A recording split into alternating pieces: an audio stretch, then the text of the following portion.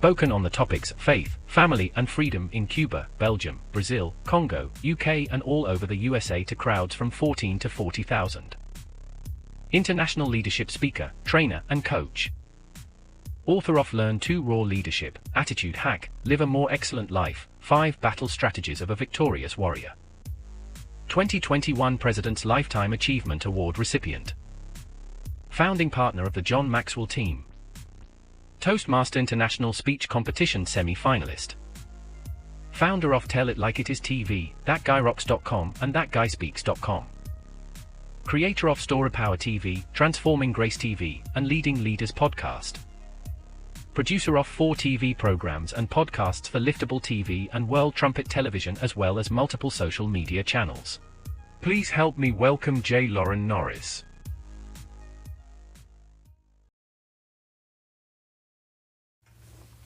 You know, when I was on active duty, one of the, residing fears that we had was that on a random basis, this mystery person, like a mystery shopper, would come through the fire department and ask us the most bizarre questions that we should know the answer to, questions that are, well, they're part of our daily routine, part of our drilling, part of our being a firefighter. Questions like, what is the weight of that truck? What is the turning radius? How much water does it carry? How many gallons per minute come out of the bumper turret or the roof nozzle? We were expected to know that stuff off the top of our head, to memorize it for every truck in the station. And the terror that went along with being promoted to NCO and not knowing that stuff was overwhelming sometimes. It was just a lot of data that we had to know on top of how to do our jobs and what kind of chemicals were in the firefighting agents. It was insane. But I'll never forget the day that we were kind of anticipating this inspector general to come through with his list of questions. And a senior NCO gave me a word of advice that I have not forgotten to this day, and I share it with every leader that I coach. That's what we're going to talk about today on Leading Leaders. Subscribe now for our extensive video library of leadership lessons promoting faith, family, and freedom. I'm J Loren Norris with Leading Leaders Podcast. And there are a lot of leaders who understand it's almost impossible to know everything. Now, there are some who, in their own hubris, they are thoroughly convinced they do know everything, and they act like it. They act like they know everything there is to know, and if you don't agree with their answer, then you're wrong. And they don't care where they got their answer. Because they're the leader, you better listen to their answer, right, wrong, or otherwise. It's their answer, and they're the leader. That is a fool's errand all by itself. But if you're the kind of person who follows the lead of someone like that, well, you too are on a fool's errand. I don't believe it's possible for any one person, as smart as Elon Musk is, as smart as Steve Jobs was, I don't think it's possible for them to know everything. Now, it is possible to dabble in a whole lot of things, to study a whole lot of different topics, to have a mind that grasps knowledge, that understands concepts that for many people seem foreign.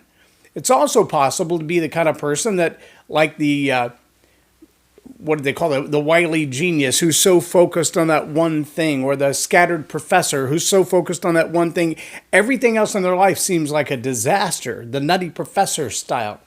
I had a physical science teacher when I was in high school that had an old school bus behind his house filled to the brim with strange little electronics and electrical gadgets that he had collected over the years because he would make all kinds of really bizarre experiments. And there's really no place to store that kind of stuff at school, and his wife threw it all out of the house, so he bought an old school bus, and seat after seat was bin after bin of the little electrical resistors and switches and transistors. And even before I studied electronics engineering, this guy had some fascinating experience. There are people whose mind kind of works in that one track. And in that one track, whether it's mathematics or it's medical or it's psychology or it's health, they are absolute geniuses, way out of their league for anybody else studying the same topic. But even for a person with that kind of capacity to study in one vertical, for them to know then politics and science and sociology and psychology and communication skills and sciences, That's a little complicated. And so even as a junior NCO in the Air Force, even as someone who studied on a regular basis and had a mind for it, so to speak, there were things about the fire trucks or the fire chemicals or how to fight a particular type of fire or where a fire started, or how to know where the fire started. All of those things, they eventually begin to run together if that's not your sole focus. And so the questions that could come at you could be overwhelming. And sometimes the Inspector General would ask questions designed to trip you up, designed to catch you off guard if you were a know-it-all who just had an answer for everything and was willing to say it even if you knew that it had no merit or even if you just made it up on the spot. He would ask things like, how much headlight fluid does that truck hold? Well, you're supposed to know how much oil it holds and how much washer fluid it holds and how much chemical you have to put in with the firefighting agents, the water versus the foam, et cetera, et cetera. But most vehicles in the world don't have headlight fluid. Now, I did notice the other day, and I didn't know this until it happened. I was watching my wife's car as I was putting fuel in, and she hit the little wiper thing because it was starting to mist, and she washed her windshield wipers.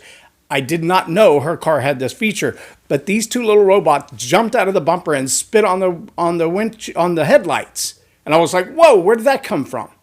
There were no wipers there to clean them, but they did jump out and spit on the headlights, and I was totally astonished. I did not know her car did that. I was amazed. And maybe you found yourself as a leader in a place where somebody has asked you a question or something has happened and you went, whoa, I didn't know. I didn't know that there was an answer to that question. I didn't know that I didn't know, but now that I know that I don't know, what am I going to do about it? See, that's where the senior NCO was so valuable to me because I told him I was a little bit nervous that this Inspector General was going to ask me something that I hadn't studied. I was licensed on 6 trucks at the time, and I had to be able to answer any question from the licensing test on all 6 of those trucks at a moment's notice.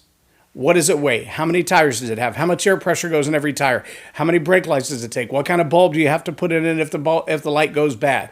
I had to know all that stuff off the top of my head, and I was terrified that I was going to be asked a question I didn't know the answer to.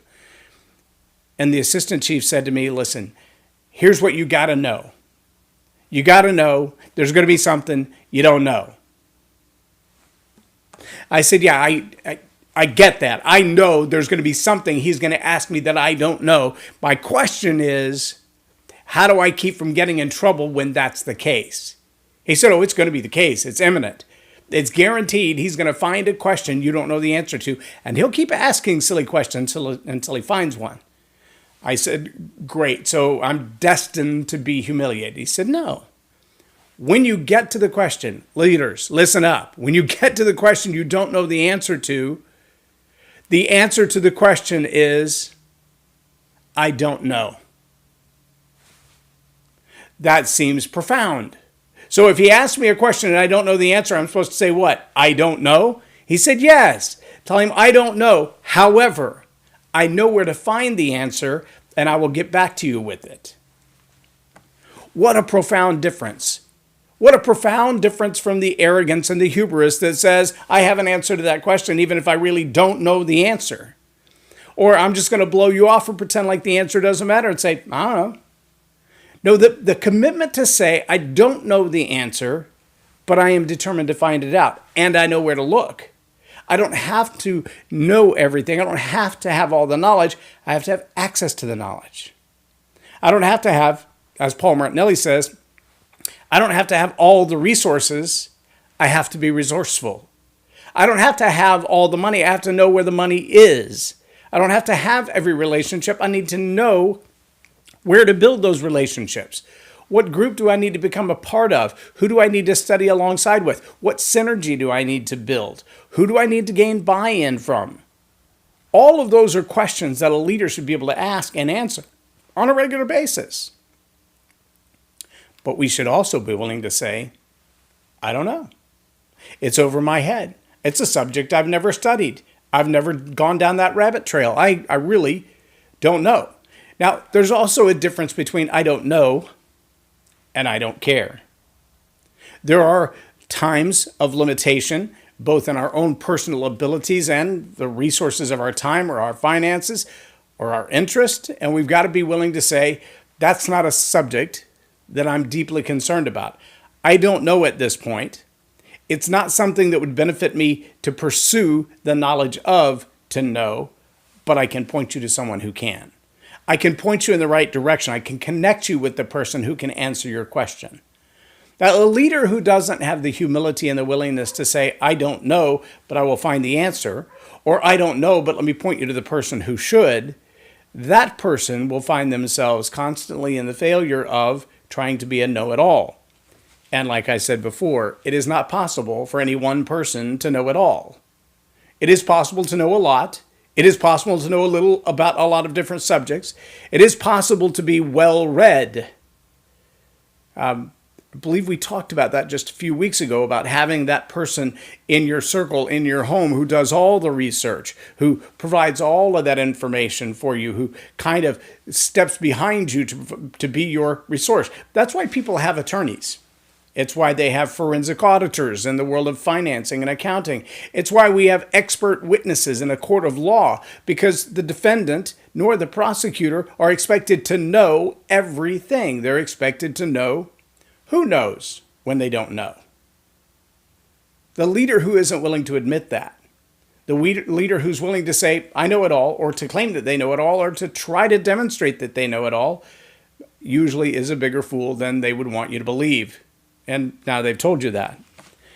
I think as leaders, part of our requirement, the hurdle we have to jump through to prove our salt as leaders, is the ability to say, I don't know, but I will find out who knows. I will find out where that information is, and I'll determine whether or not it's worth my while to pursue that line of knowledge. If it's something that I should know and I don't know, that's on me. I'll take responsibility for that. I will go ferret out the information that I need to know. But if I dig down that rabbit trail far enough to realize this has nothing to do with what I'm doing, then I will know that. There was a political debate, and it's been a couple of cycles ago, so I can't remember exactly who the players were. I just remember in the political debate, a particular news anchor was part of the debate and asked the question about a small country and mentioned the name of the country and said, what do you think about what's going on in this small country? And two of the people in the debate went, I didn't know there was such a country. I don't know what you're talking about. And other people in the country, or in the debate, not only made light of the fact that these people didn't know, they took a heavy-handed approach to say, how dare you not know? I can't believe you don't know what's going on in this country and how it impacts us and what it means for global politics and blah, blah, blah, blah, blah. And I'm looking at that and I'm thinking there are a lot of people who want to make mountains out of molehills. But then there are also a lot of people who don't want to admit there's a fly in the ointment. And you can easily strain away a gnat and swallow an elephant if you're not careful.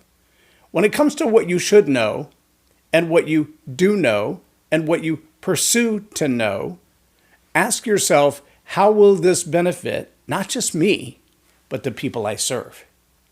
How will this benefit not just me, but the people I serve? If gaining that extra knowledge, if pursuing that train of intelligence and data is not going to advance your ability to serve the people you're called to serve, hand that pursuit off to someone else. Delegate the requirement to know to someone who already studies in that field. Again, there are reasons we have attorneys and we have doctors and we have forensic scientists. There are reasons that we hire CPAs. It's because it's not our job to know all that data. It's our job to know who does, where to get it, and who to delegate that research to. That's the job of the leader. So don't be so arrogant as to proclaim that you always know. You probably don't know. And when you don't know, say, I don't know. And when you don't know, and you know what to say when you don't know, then you also need to know, I will pursue it if it's worthwhile, if it will benefit me, or if the answer is critical to you and you think I'm the only person that can get it for you, I will get it for you. I may not be the one getting it, but I will find someone who has it and make sure you get it. Aside from that, be willing to say, I don't know. And it's okay if that's the end of the conversation. If you don't have to report to the person that's asking you, then I don't know should be more than sufficient. I don't know, ask someone else. I don't know, I'll get the answer. I don't know, but let me refer you to someone who can. Those are all valid answers. But don't let your arrogance and your hubris answer a question that you don't know the answer to, because that makes you deceitful. And that is not a good look for any leader. I'm J Loren Norris with Leading Leaders Podcast for Tell It Like It Is TV. Have a blessed day.